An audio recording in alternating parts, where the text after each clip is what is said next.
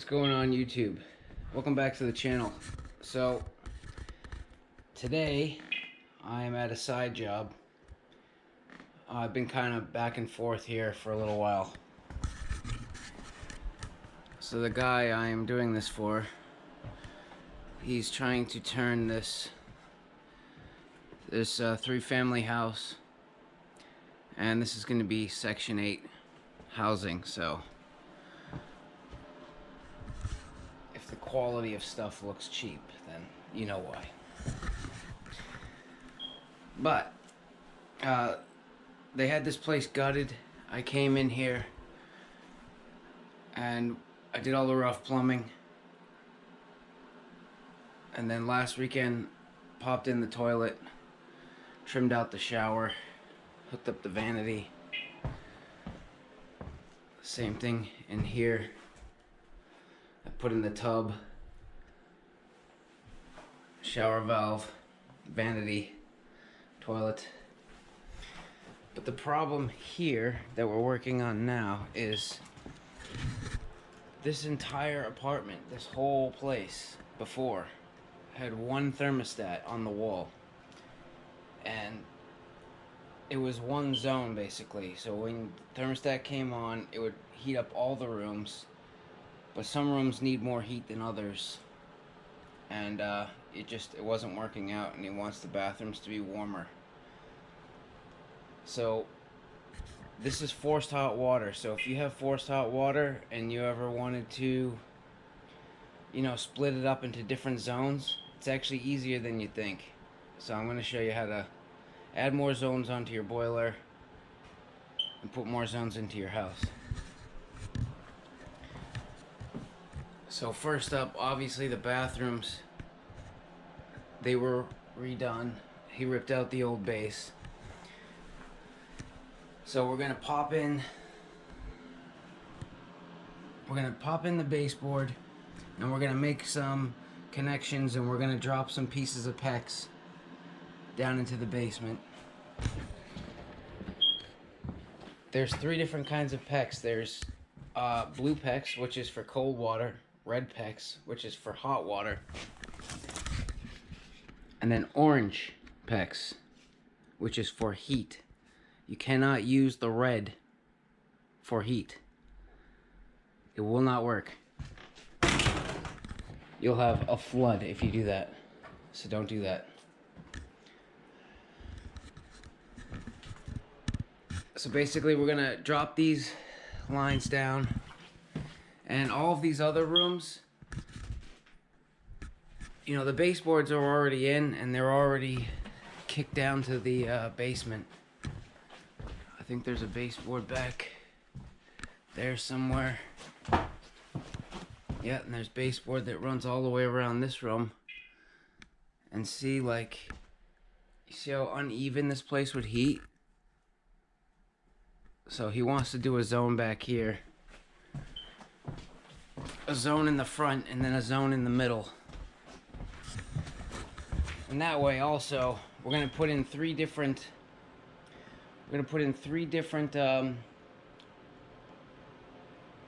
oh my god, it's too early to be doing YouTube, I think.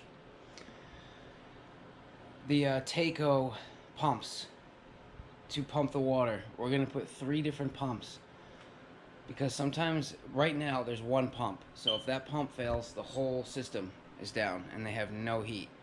But if we put in three pumps, one for each zone, if one pump fails, they'll still have heat in the other two zones, which is a plus. Especially, him being a landlord, he doesn't want total catastrophe happening all the time. Alright, so I'm gonna get set up, and we're gonna put on the heat housing, then we're gonna put the fin in it, and we're gonna drop the PEX down, and then we're gonna go down in the basement and just start slinging PEX over to the boiler, and then we'll do the hard part, which is the main tie-in and adding zones onto the boiler. So stay tuned.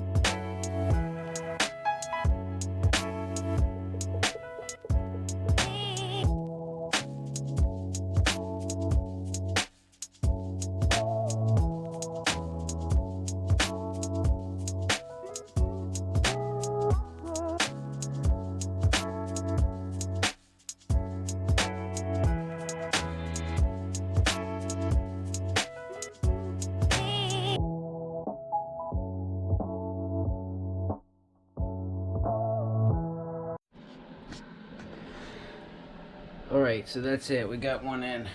Yeah, this is reused. He wanted to reuse some. And that one's brand new. But as you saw, this PEX is very hard. It's very stiff. It's really hard to bend. And if you kink it, if you kink this stuff by accident, just take your heat gun, heat it up on the kink, and it'll just go back to its original round shape. And sometimes you gotta heat it up just to help get the fittings on. But it's a lot easier than running copper.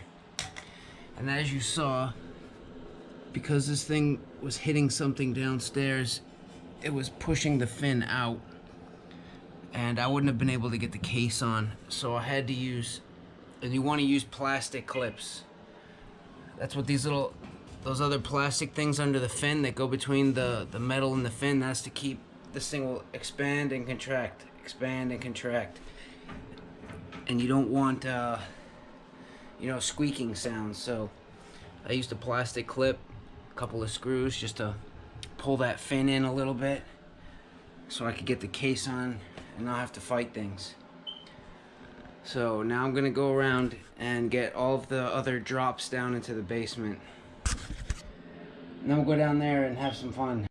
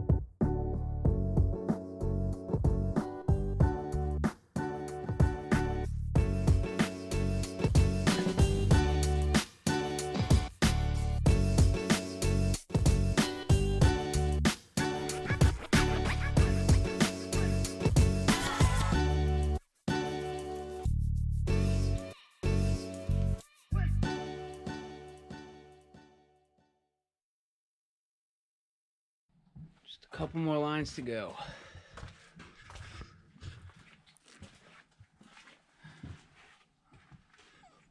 Slinging the pecs all the way back to the boiler.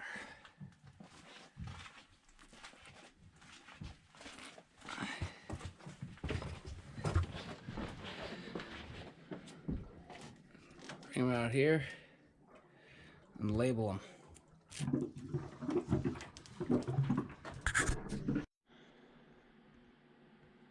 Alrighty, the final day. The final day at this job. Thank God. It's a little cramped. So just a bit. But anyway, last 2 weekends ago, I ran these, all the PEX lines from the 3 different zones, the 3 different loops that we have. We ran all of the feeds, returns, and looped everything together. I mean, we got this orange PEX going everywhere. And it all comes back to here.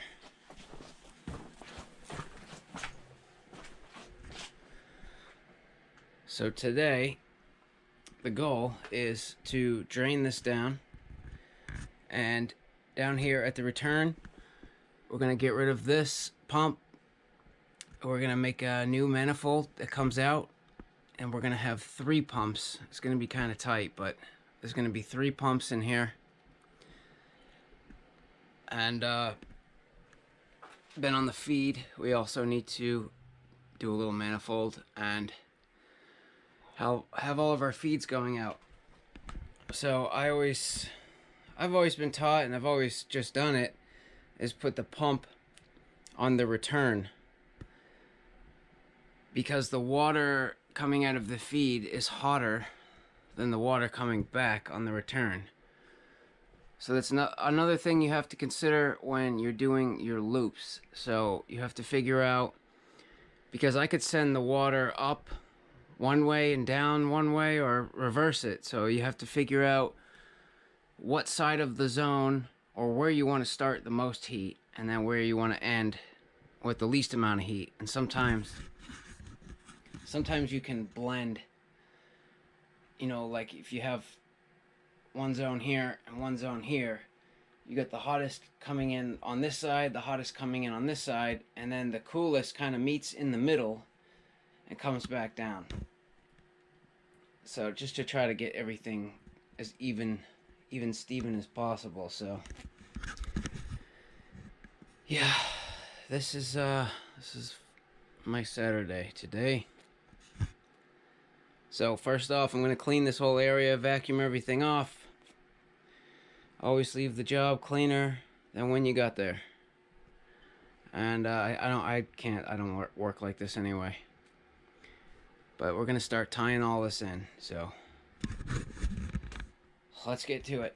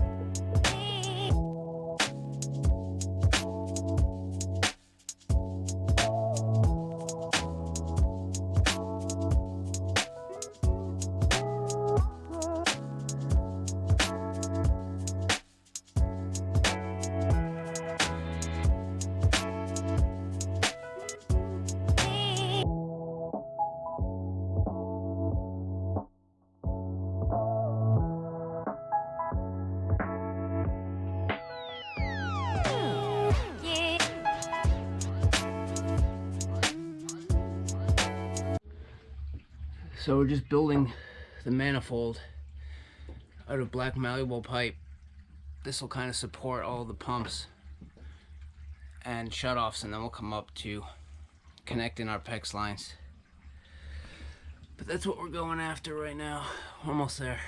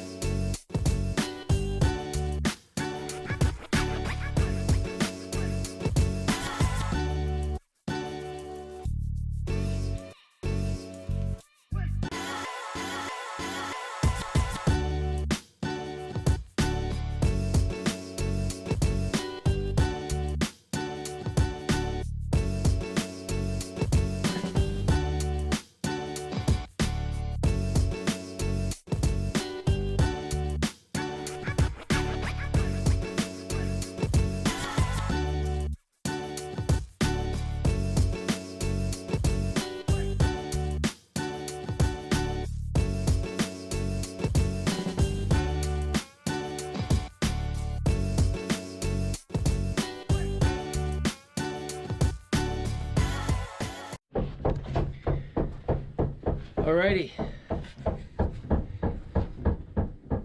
we've got the feed, 3 different shutoffs, everything's labeled, and the return, 3 different pumps, bleeding ports. So we're gonna fill it up, bleed everything out right now, make sure there's no leaks. Happy days. So that's it. That's how you add baseboard heat and add a zone onto a boiler. I like forced hot water heat, hands down, way better than I like forced hot air. Forced hot air, there's all these different controls and there's so many different units, so many different brands, and to get a part is a lot harder for forced hot air. So if something goes wrong in your unit in the middle of winter and you have some new forced hot air unit and you need this specific part, you might be without heat for a little while. But forced hot water, they've been around forever. They're easy to work on, there's not much to them. And the phone always has to go off at the worst time, but that's okay. But yeah, forced hot water, man, the only thing that really goes on them is the thermocouple, and it's the easiest thing in the world to change. But other than that, they last for years, and they're just, I don't know, I like them better. But yeah, that's it. That's how you do it. Make sure you subscribe, give the video a thumbs up, and I'll see you guys on the next project.